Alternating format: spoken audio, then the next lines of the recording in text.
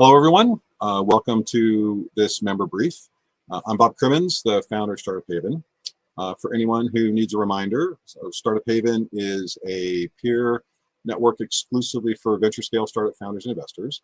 Currently have about 2,300 founders investor members in about 15 cities, and some in the nooks and crannies outside of startup cities. In support of that network, we host a number of virtual and in-person events and programs. This is one of them. This member brief is an example. Simply, we invite our members to come and share their knowledge and experience with other founders and investors. Since this is an invite-only audience of founders and investors, we're going to leave the session open at the end for all of you to connect and chat if you like. If you have questions for the speaker today, please put those in the Q&A tab on the right, and we'll try to get to as many of those as we can. So let's get started. Today's guest is Lawrence Coburn, co-founder and CEO of Ambient. Ambient is the AI assistant for chiefs of staff, and I'm thrilled to have this conversation. If you've tuned into these before, I say that a lot, and it's true. And it's one of the great joys of being in this startup world. So many just incredible people, and at every turn, I have this remarkable privilege to get to know so many of these folks. Lawrence's experience makes him a legit OG. His experience goes back 20 years as a founder and operator. His first startup, Rate It All, which was a consumer rating site, going back to about 2003. Now, funny thing, if you were around back then, and I was, one of the sort of vanity metrics of the day was your ranking among all the other websites in the world or in the country, and where you ranked in terms of your traffic. Were you the most trafficked site in your category? What number were you relative to other sites? And Lawrence bootstrapped that company up to one of the top, I think it was 1,800, nearly 2,000, 1,800 I think it was. I should know that, but top 1,800 most trafficked sites in the US. Imagine that. That would be a very, very high bar. Today, nearly impossible. Back then, it was a very, very high bar and quite an achievement. But the achievement that Lawrence came to with Rate It All that impresses me the most is that he got that company to be profitable. As founders, we do hard things all the time. It's sort of part and parcel of what you sign up for. As a founder, is doing lots of hard things. Getting profitable is among the hardest, and he managed to do that. So that says something about a lot of things, including luck and timing and right place and right time, sure. But it takes a certain kind of focus and discipline to even know that that's where you want to be, and that he got there. I think that's tremendous. Lawrence's second company was called Double Dutch, and this, by every measure, was a rocket ship. Nearly a 10-year journey, became the category leader for his company, which I would describe as mobile app event management tech. And he, along that journey, raised nearly 80 million bucks and was eventually acquired by the largest competitor in the space, which is now a public company. And of course, there are lots of ups and downs, as there always are. You can't go through much of a startup experience without having those ups and downs and learning a lot as you go through that. I'm looking forward to double clicking on Double Dutch a little bit in this conversation. After Double Dutch, Lawrence went back to the well again, and this time his third startup was called Twine. And I knew about Twine back in the day. This was 2020-ish. In fact, sort of interesting timing of this. So the way I looked at Twine when I encountered it, because we looked at it as a way to help us in Startup Haven build, fortify the relationships among our founder investor members. But when I went back to look at what Lawrence's original vision was, it was actually one of those visions that sort of makes you sit up in your chair and go, wait, can you really do that? I mean, part of the impetus, as I understood it, was that he was aimed at sort of social and emotional dysfunction that had come from the impacts of technology, the byproduct of all of that, what's the word, anonymous interaction, and the way in which that didn't necessarily always bring us together, and some of the hard divides that were happening in the country. And he wanted to create a way to foster better, healthier relationships in a virtual way. And they started that project, ironically, in early 2020. And now imagine virtual relationships, online connections, just a few months before COVID came. So that was timely for sure.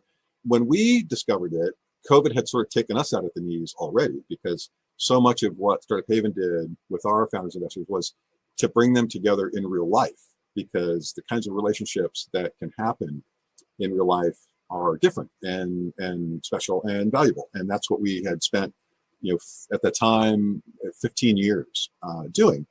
COVID comes, it goes away. We look at a number of options. Twine was one of them, which was a very, obviously useful way to connect people online. In the end, I think it was the best of what it did, for sure. But even it wasn't enough to overcome that virtualness and the ability for us to really foster relationships. So in the end, it didn't work for us, and ultimately it didn't work in the market. Fast forward, Ambient is born. And as I mentioned, Ambient is the AI assistant for chiefs of staff as sort of a focus for that. And when I met Lawrence, it came through one of those serendipitous relationship channels that happen in the startup world. A founder that I had met through poker, and ultimately knew a guy who he invested with, who he introduced to me as a potential investment. He himself had worked with him before. He also became an investor, and in the end, I got to meet Lawrence through this, touch points of relationships that had just bubbled up. And I am so grateful that he made that introduction. The introduction to a fantastic founder through a mutual friend or colleague is always delight. And I was certainly excited about what I saw that Lawrence was building. I mean, it's AI, it was B2B, it's automation. There's a really clear focus on creating value for a very differentiated customer, badass team, fantastic investors already involved. Like, what's not to like? And that certainly made it attractive. But as importantly, I was excited about what I saw in Lawrence. Lawrence, there are a lot of ways to be a great founder, and Lawrence earned his place by slugging it out for 20 years, and it showed in every conversation that I would have with him.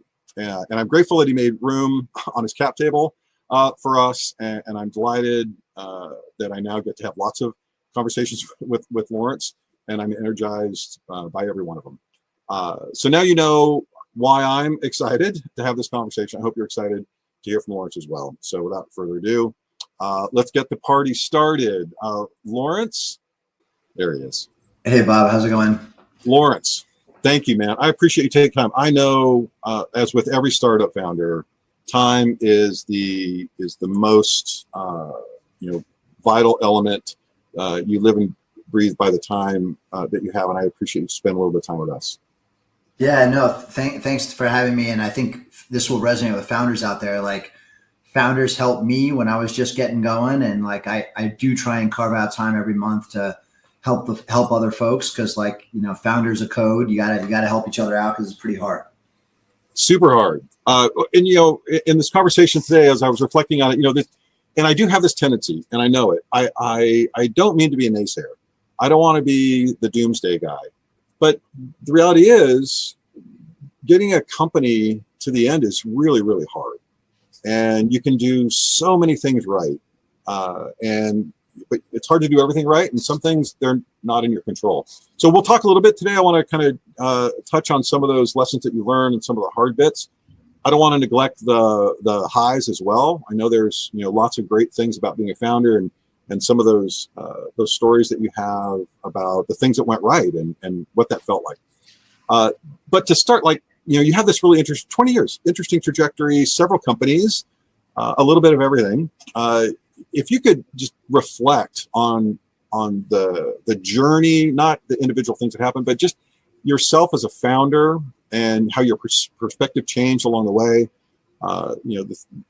I love that you mentioned that you found help through other founders and investors. I think that's a really, really important channel for help, and it's kind of why we do what we do.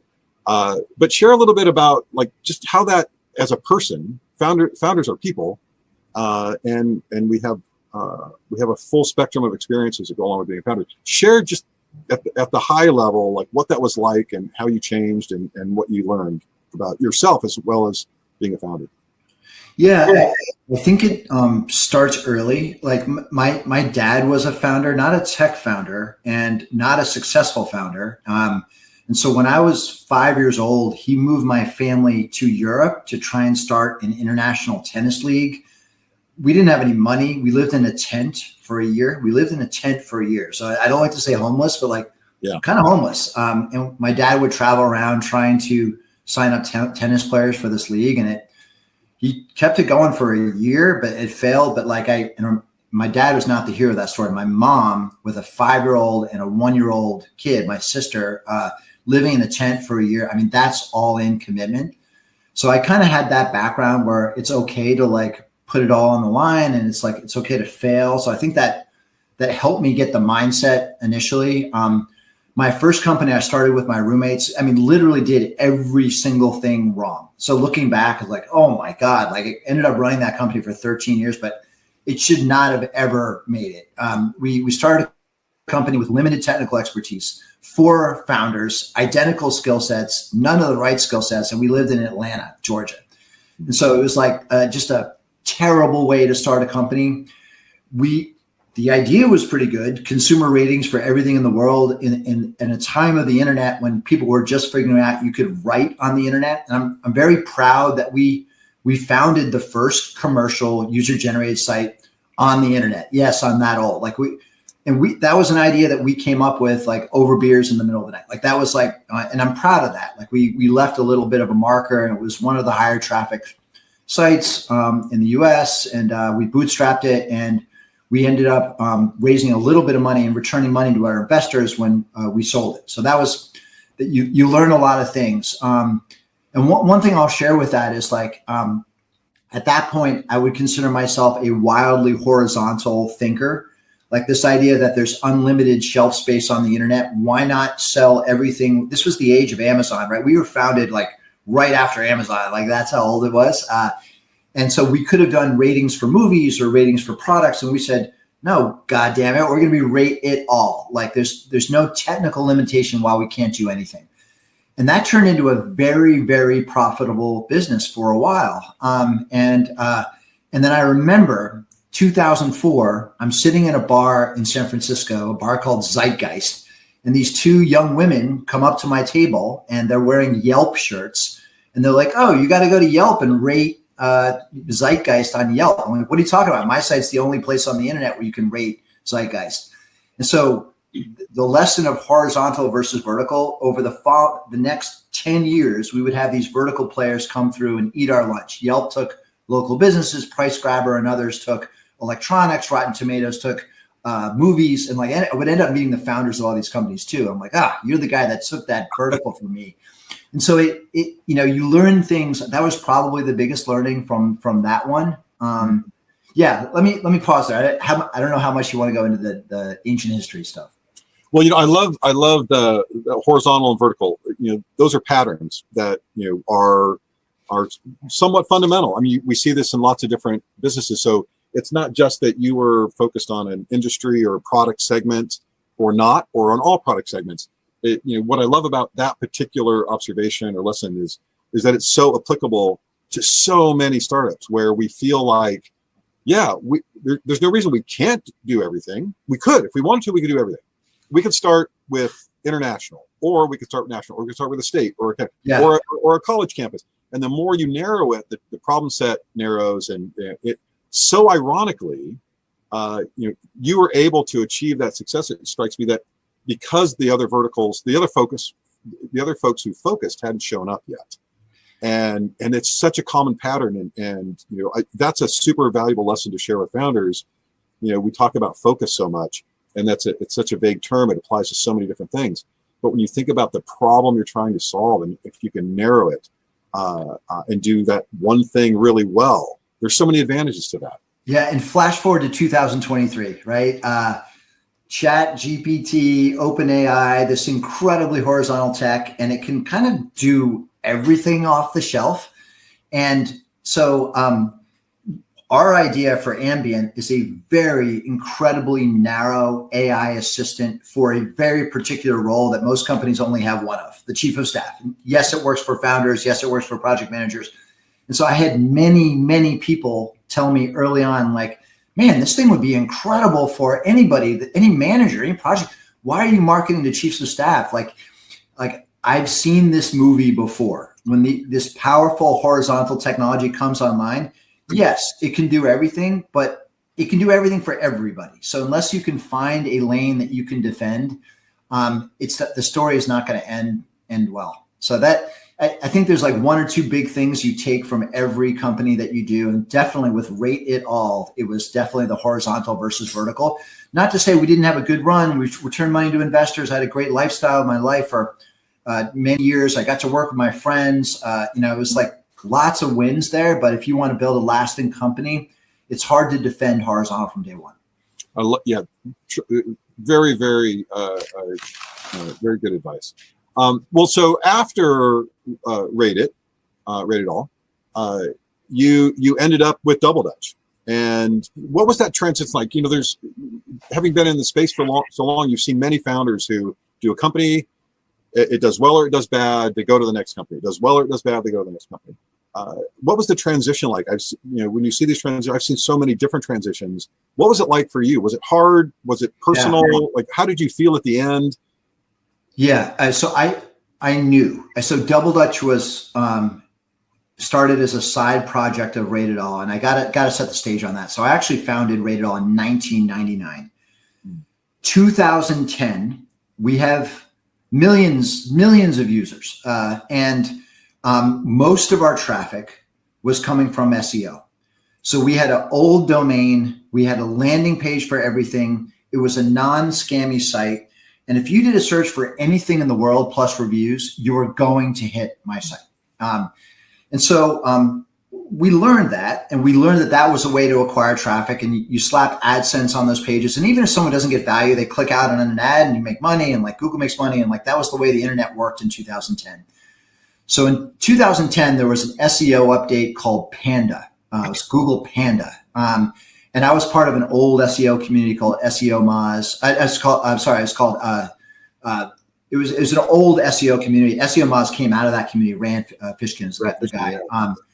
And so this update hit, and we lost 70% of our traffic mostly overnight. So my day would start, get my coffee on Mission Street, pull up Google Analytics, see how things were going, check AdWords, AdSense, how much money we're making. And we lost 70% of our traffic overnight. And so as a founder, you always think there's another card to play, but I could not find that card. And this was after 13 years battling through a lot. And so I ended up like literally at a restaurant bar with one of my engineers, and I'm like, BJ, we're dead. Like, this is like, we're not going to find a way out of that. We don't have enough cash to drive traffic to the website. Without free SEO juice, we're dead. And so at the time, my phone was sitting on the bar, and it was 2010. So the iPhone's just starting to go like this. And I said, like, the next big company is going to be built on this. Like, let's build something that wouldn't have been possible without this device. And so we ended up doing a sprint, and we looked at 3 categories. We looked at this idea of mobile CRM, the ability to geofence a location. A sales rep goes in, make it really easy to update your CRM from your mobile device. So that's what investors were really excited about. I actually pitched Mike Maples on that, and he invested on that idea. And then 1 month later, we chose the other idea, which was events. The second idea was a mobile collaboration team chat app called Pride. We got a prototype out, like a Pride of Lions. We had 300 companies using it.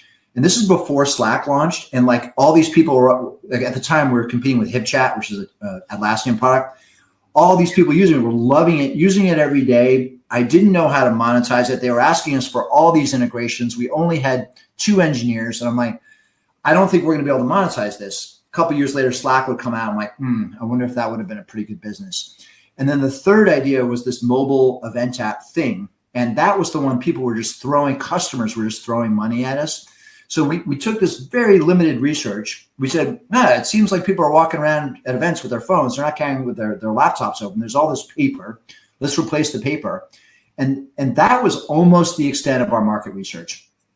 We landed TED, the conference TED. They read about a blog post that we read, said, you got to build this for our event that's happening in LA. We worked around the clock. We shipped a very buggy V1, and they still loved it. And so once you have a TED endorsement on your conference, on your website, every event in the world wanted to use our product. And that's when it just got crazy. I don't think I'll ever see product market fit again like that. We were competing with paper, and it was like everybody in the world wanted to talk to us at the same time. And so we hired 6 salespeople overnight. We tripled. We got to 1 million in record time. At the time, we were the 3rd fastest growing B2B company in the world after Slack and Zenefits. This was when we hit product market fit. We got to 1 million really fast. We tripled, we doubled, and then the wheels fell off the wagon. So yeah, you asked about the pivot from one to another. I think a founder knows when the juice is gone. And, I didn't feel like I was jumping around. I was 13 years in. So it wasn't like, oh, there's a flashy new thing. No, this was my identity, the company I left. So. Well, what I find fascinating about that, a couple things. The pivots were often and significant. Like, oh, we could do this. No, we're not going to do that. We're going to do this other thing. No, that, they were early and often, I guess, is my observation there. Even bringing an investor in and then changing trajectory after he's invested. So I wonder how you think about the things that you've worked on, and it sounds like I get the sense that you're committed. You think the things that you're doing are important. You want them to be important. The things I read about, your motivations for Twine, which we'll get to, like, it shows you're thoughtful about the things that you want to do. You don't necessarily just want to build anything. You want to build something that's meaningful for you. And founders often, myself included, I point 3 fingers back at me, or however that saying goes. We become so personally entangled in the thing that we're going to build. It feels so important, like it's the thing, the most important. That's like the thing I'm here for. How do you reconcile what you see when you talk to founders who struggle to give it up, to make the move? And I'm sure there were struggles for you, like, are we really going to change course now? But you did it, and you did it multiple times.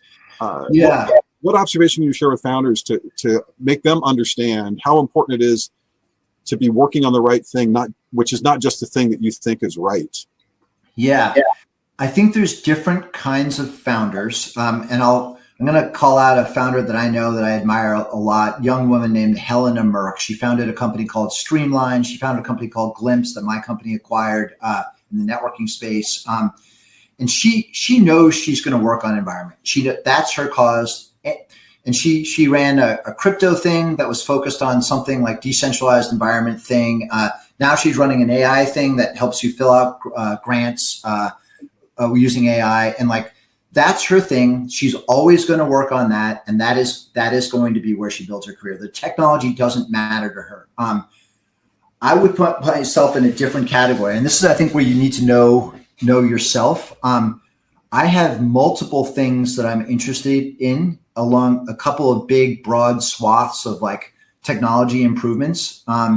And I think the greatest joy that I've had as an entrepreneur comes from building cool stuff with amazing people.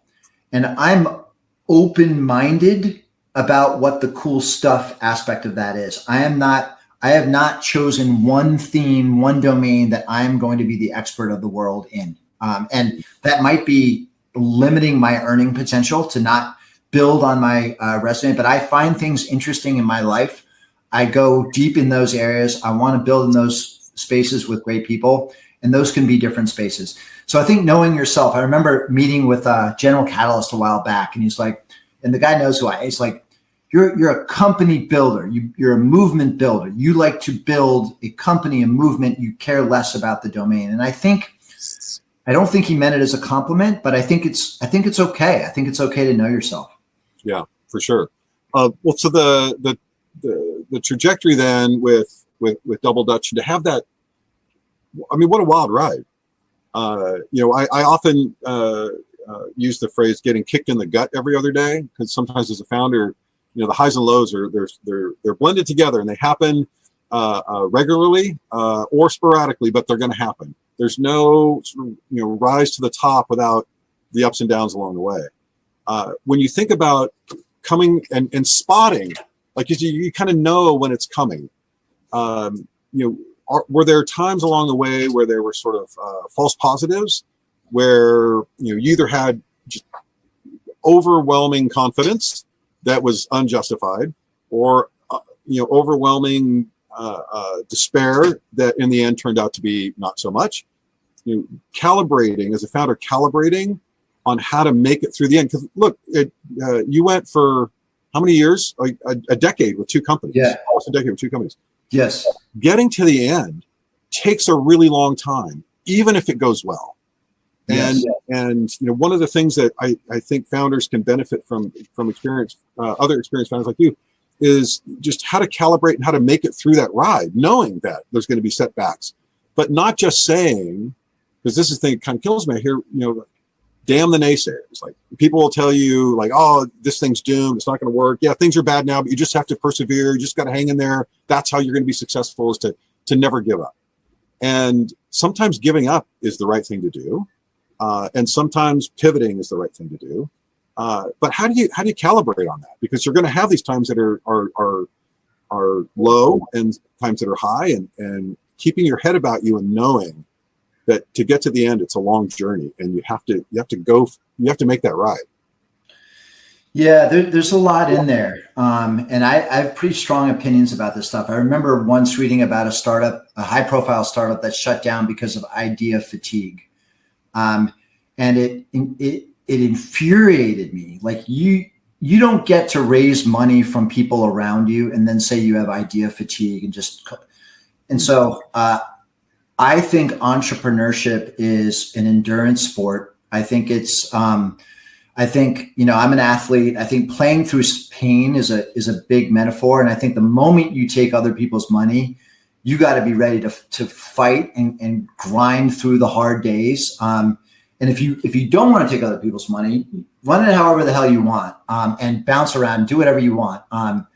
So I worry about this in myself, that I definitely lean towards the whole pry it from my cold dead fingers point of view. And there's probably moments with Rated All, with Double Dutch, where I could have moved on. I mean, at Double Dutch, and this gets into personal stuff, I was removed as the CEO.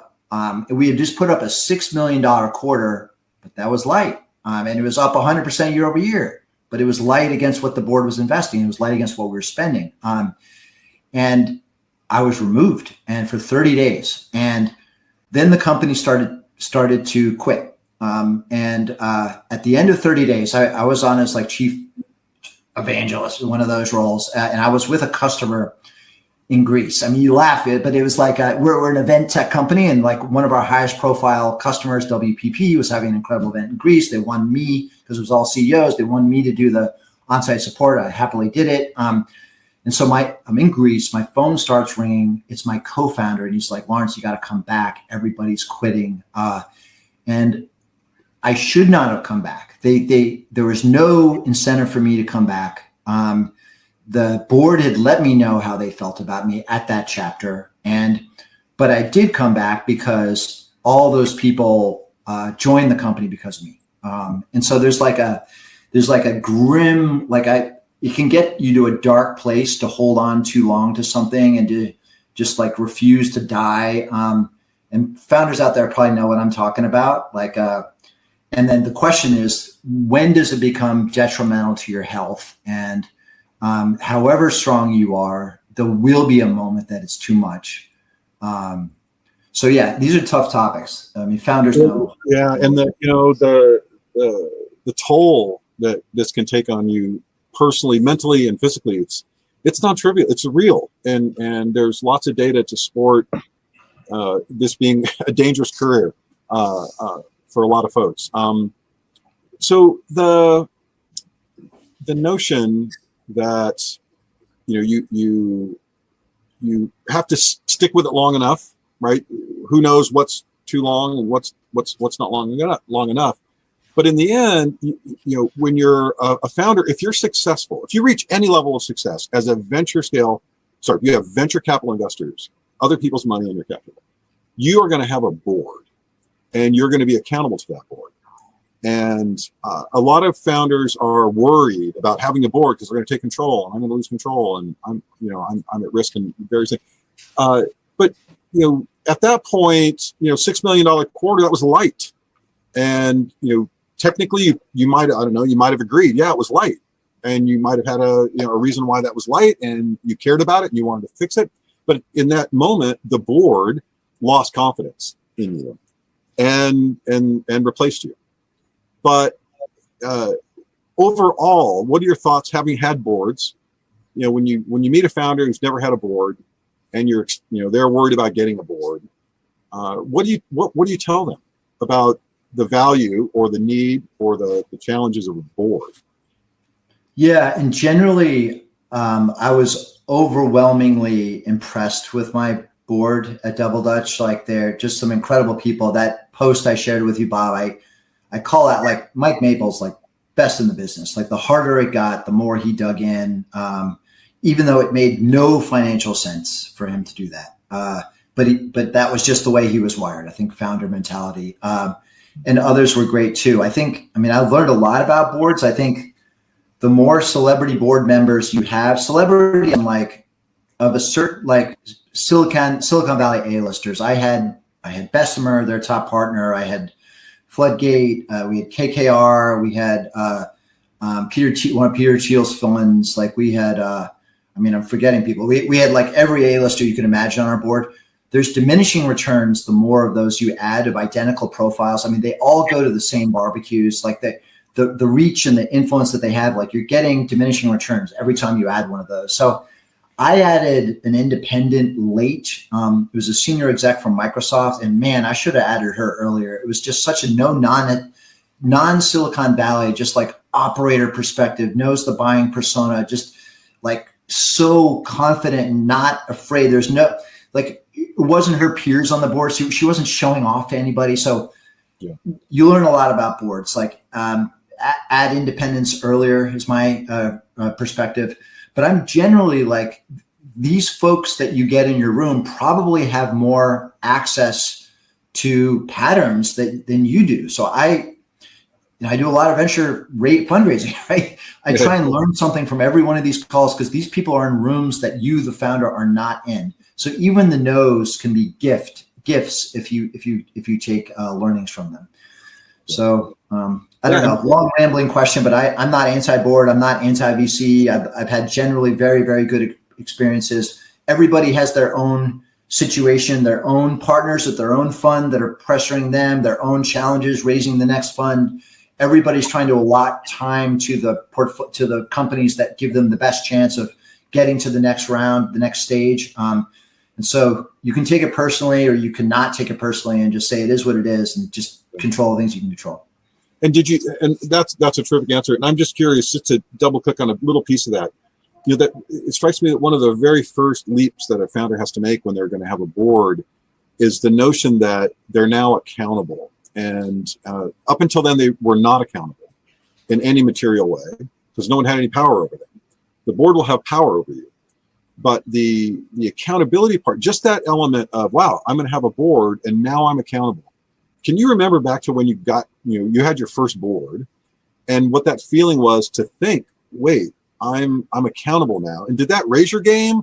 Did it, Yeah, it's weird. I always feel accountable, and like this might be a leadership style where I don't feel like I can tell my senior engineers what to do. I think I have to convince them. I think that they're really smart. They have skills that I don't have. And like, I have never been able to do anything in a way where like I'll go to the mandate every once in a while, but it's very rare. I think I bring people along. So being accountable to people, I've always been accountable to my team, and I have to convince them that this is the best path. It's no different with your board. I bet there are founders that manage in a different way. And there's pros and cons to managing iron fist, authoritarian, move really fast, and all the ideas are coming from one person. I bet that founder type struggles more with boards than I do. Yeah, no, that makes sense to me too. So in the end, with Double Dutch, if I read the post, I shared the post with folks in our member group. But just like, if you were to say like, there are multiple things, but the thing, like in hindsight, the thing you had control over, the thing you might have saw coming, the thing that had you been a different person or had a different style or something about the way that you were a founder that might have resulted in a different outcome. That's such a simplistic way to think about such a complex thing. But is there that thing that nags you that's like, I don't suspect anything really nags you. There's definitely things. I think, when Double Dutch emerged, we were, nobody knew who we were. We were not an A-list company. It felt like a group of friends that were building something together. And my leadership team was my friends. We were all friends. And I thought I was supporting my friends by letting them go into stages of the company that they were not qualified for. I was not qualified for, but I'm the founder. So it's maybe a little bit different. So I think that there's moves I could have done earlier to get the right people in the right seats and still give my original management team, who were my friends, like meaningful roles within the company. So I think I let folks dangle. I'll give you an example. Our first business hire, incredible woman, like built the Double Dutch brand. It was her first business job. And within 2 years, she's running a team of 12, supporting a sales team of 120 people, of ferocious salespeople. And how do you do that to somebody? How do you put someone in that spot where this very young person is up against a seasoned chief revenue officer demanding things and pushing and just like, it's like, and I wasn't strong enough to support her. And so like, there's moments like that where you have so much talent and you push them when the person has so much talent, but you let them flame out under, like, they're just not quite ready for the stage that they're at. And I should have gotten her help. Or that's just one of many examples. And you can say the same about me. Like I should have gotten me more help. Actually, hiring a chief of staff helped me immensely. Like it like tripled my productivity. And so that's an example of something I should have done earlier. So I think there's personnel decisions that I probably should have made more forcefully. I thought I was being loyal, but I was being the opposite of loyal. I was letting somebody burn. Yeah, gosh, that's true. Personnel, team is such such an important element of success and experience, of the experience of getting to success. And in thinking now about our portfolio and some of the mentoring advising I've done over the years, and how often it comes down to people.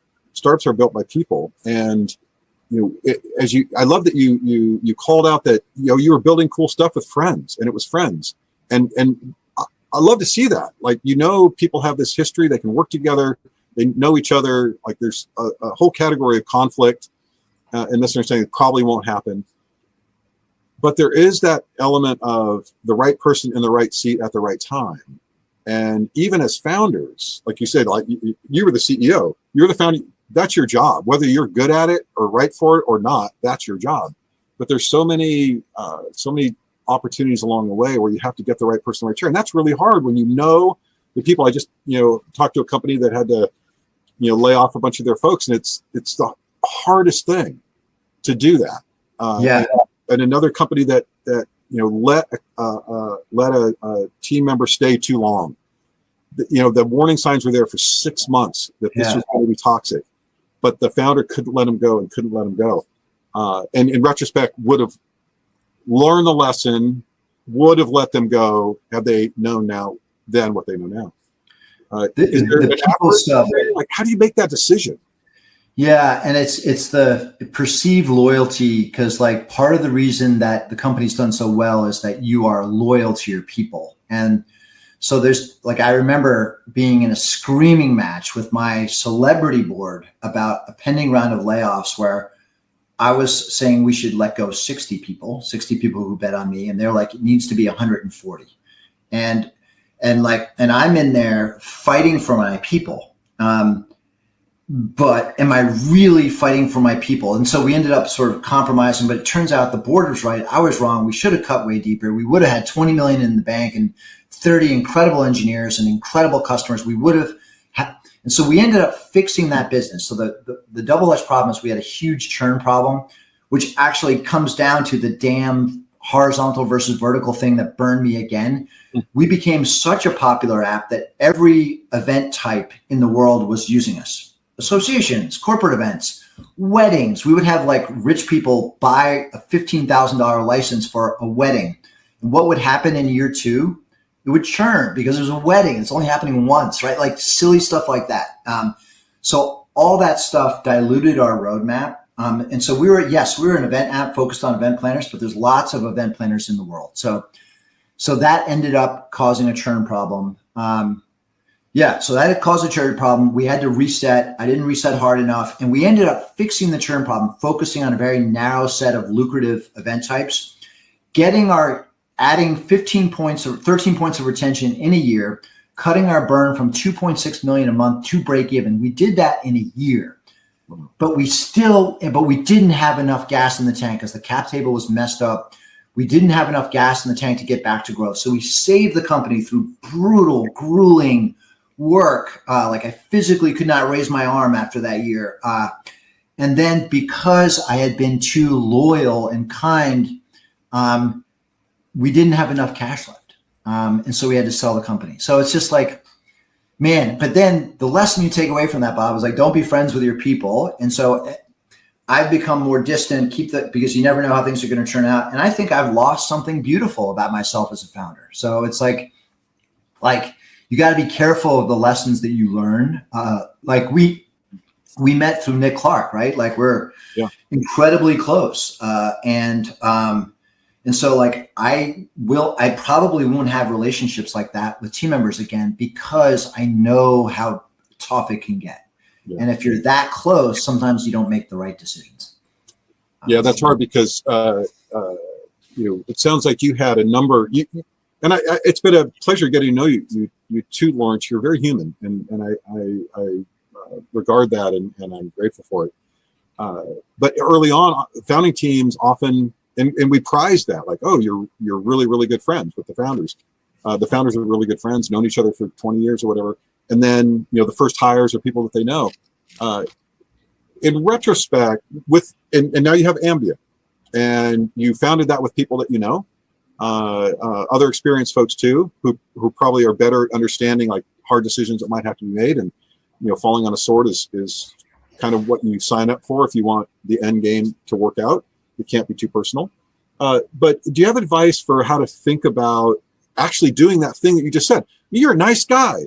I can imagine working for you and really enjoying working for you and getting to know you. And then, how do you create that distance intentionally when you want to have a good relationship with your team and you know that you're going to be hiring 5 and then 10 and then if you're successful 20 and 50 and 100 people? Like how do you create that distance and still be human? Yeah, I don't know if there's any easy answers. I think my team now are all folks that I go way back with. We don't hang out that much. We all have our own lives, but there's a level of trust there. I think one of the most durable skills you can develop as a founder is be someone that others want to work with. And if you can do that, like hiring, recruiting, particularly in software where like game-changing technical talent is life or death.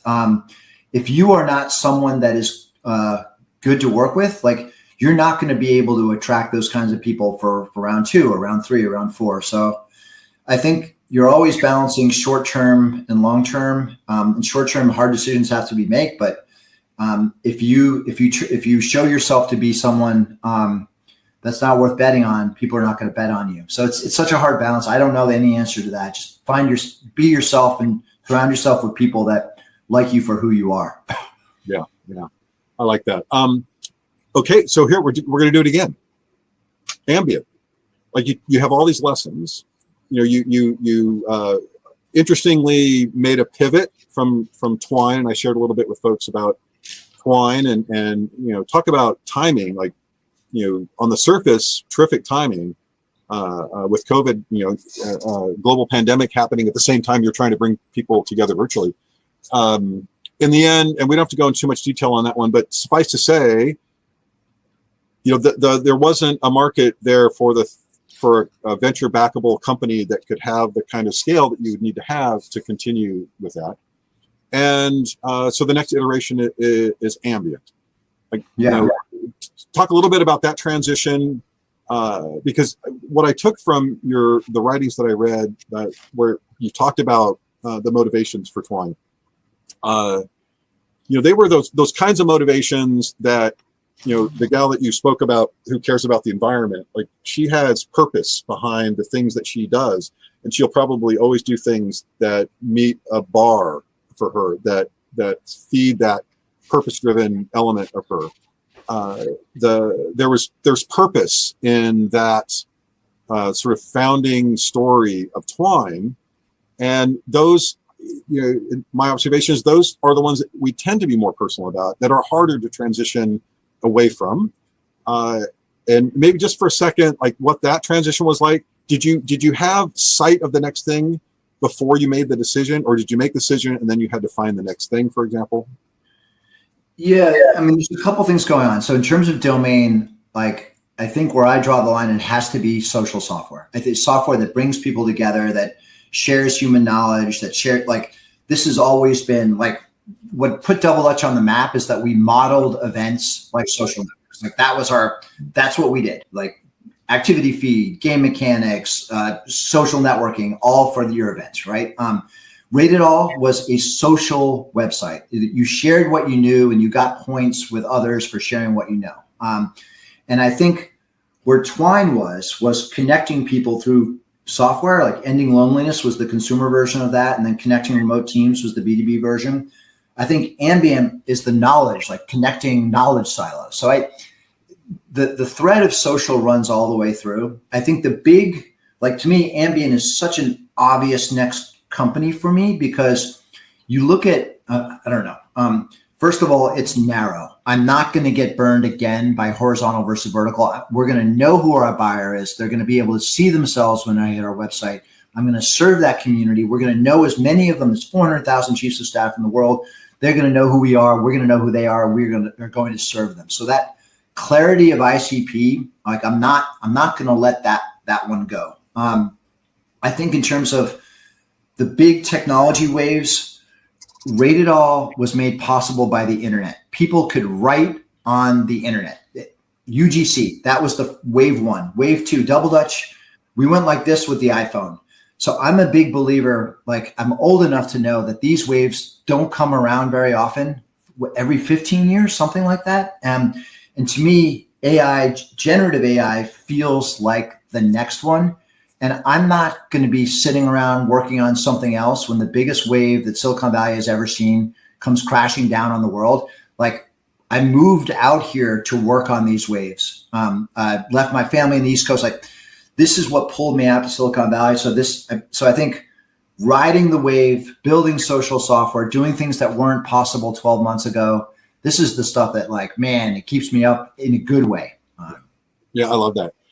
So let's talk a little bit more detail what Ambient is, what it does. And, you know, my interest in this, and obviously I'm an investor, so I understand it fairly well, what you're trying to do and how you're trying to do it.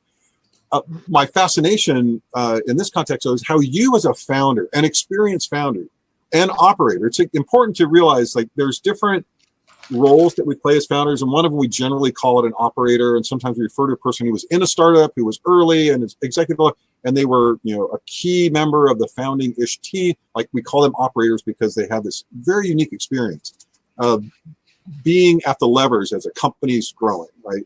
But as a founder, and as I would say, based on what I've learned about you, really a consummate operator too.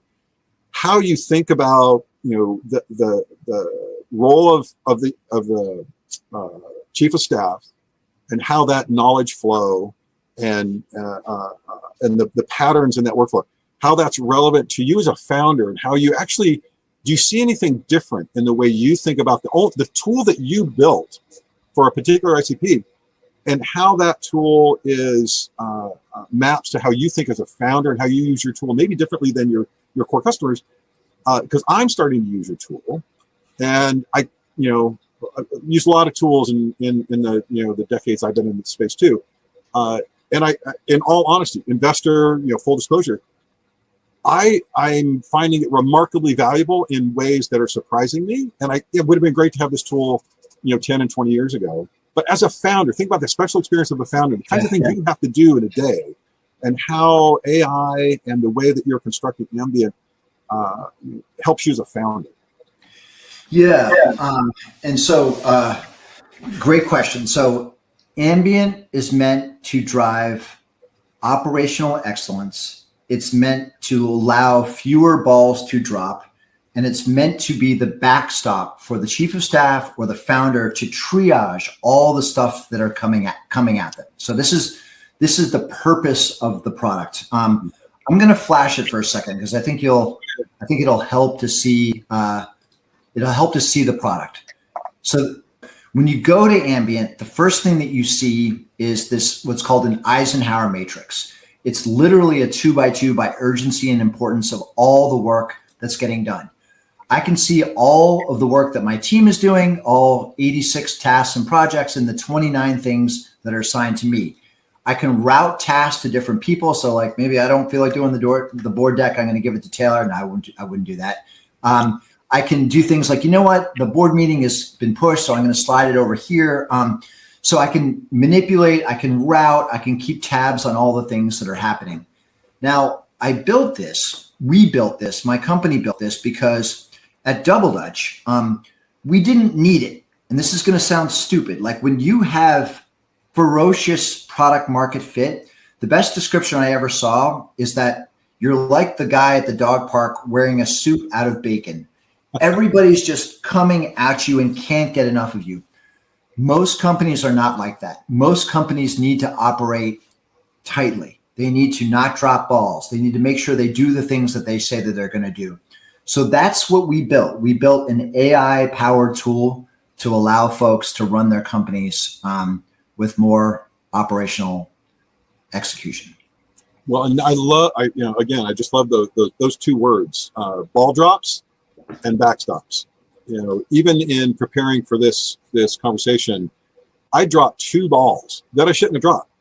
But there's a lot of balls in the air, and there's no founder I know who doesn't have more balls in the air than any normal human being would have in the course of their job, and certainly more balls than they should have in the air. There's always an opportunity there to minimize some of those balls. But what I found that having someone, an AI in this case, taking care of some of those balls, making sure they end up in the right place, so I can't miss them.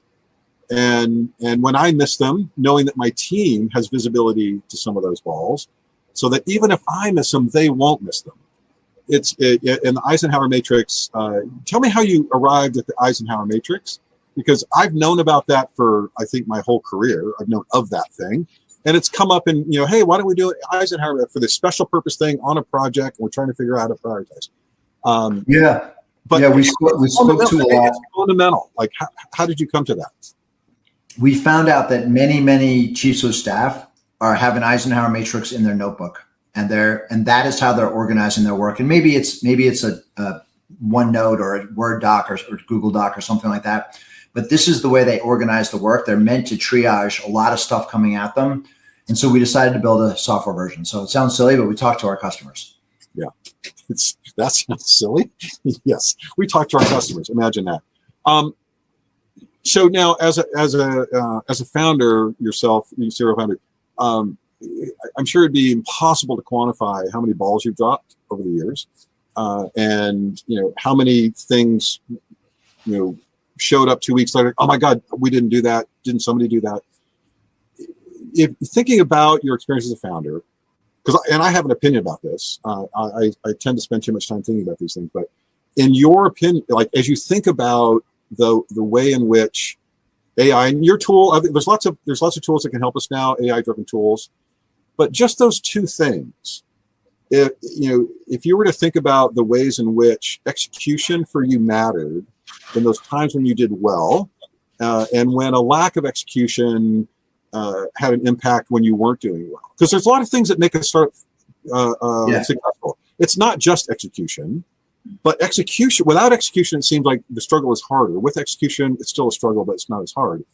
If you had to quantify yourself, this, the element of execution, which ball dropping and backstops are a component of what it means to execute well. How important is that relative to all the other things as a founder that you have to get right? Is this marginally, it's better to have it than not, or do you see it as something more? Yeah, and I know we're talking to a group of founders here, and founders will run through walls to not drop balls. So we are not the normal employee here, right? Like we're going to find more hours to do whatever, and I guarantee you, we still are dropping things. My days right now are 8 to 12 Zooms per day. I get to the end of it, starts at 7 a.m., ends at 6. I get to the end of the day, and before Ambient, I would be going through notes. I'd be trying to remember conversations. I'd be trying to literally looking up the account in HubSpot. What did I say I was going to do there? And I guarantee you stuff was dropping. Now, not a single thing is dropping from my plate. And so if you take that concept forward to 5 employees, to 15 employees, I guarantee you Double Dutch at 250 employees was probably letting 30-40% of the stuff we said we were going to do drop, mainly because of lack of tools, lack of communications, time zone differences, employees that just didn't want to work a 12-hour day, right? So there's many ways that these things can compound. So I don't know, Bob, I'll tell you in 2 years, like what is the impact of like limiting that ball drop? From a founder perspective, I would not be doing nearly as good a job running my business without this product. Well, I'm going to be watching you all along the way. You may not have to tell me in 2 years. I may see it coming. Lawrence, thank you so much for your time, man. I learned so much just listening to you. I mean, we get to talk, periodically, just as investor and founder, and I feel like I learned something every time I talk to you, and I learned even more today. And I really appreciate you taking time, man. Thanks, Bob, and saying it right back at you. So appreciate the opportunity. All right, good. I'm going to check the Q&A. So we're sort of in post now, and I'm just going to see if there's any questions that anybody had that we can take a look at. Oh, the only question was whether or not this is going to be available as a recording, and it will. So this part now, we're not going to make this part public. Everybody who's on, let's see who is on. We have 8 or 10 people still on. So as a Startup Haven member, you're a portfolio company. I sort of had to, use press gang tactics to get you to be a member of Startup Haven, right? You came to know Startup Haven through our investment, but as a network of other founders who are trying to do a lot of the same things that you've done, have you thought at all about ways that maybe you can help Startup Haven members, other founders? Yeah, I think the thing we talked about a couple weeks ago was like, what about 30 days in the product for free, and just see if that starts to make a difference in your daily routines and how you manage kind of this flow from calls into action items. Yeah. I actually see a good comment from Buzz. Feels like bigger market is for EAs, not.